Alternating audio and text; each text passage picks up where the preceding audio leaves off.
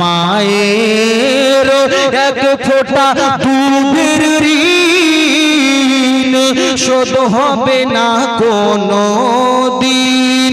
জনম জনম ধরে করিলে সাধনা দয়াপতি দরদিনী মা।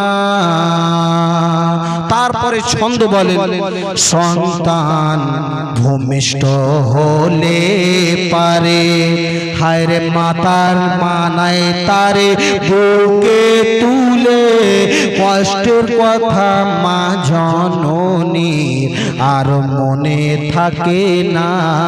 একবার বলে দেন সুবহানাল্লাহ। সন্তান ভূমিষ্ঠ হলে পারে মানায় তারে বুকে তুলে কষ্টের কথা মা জননী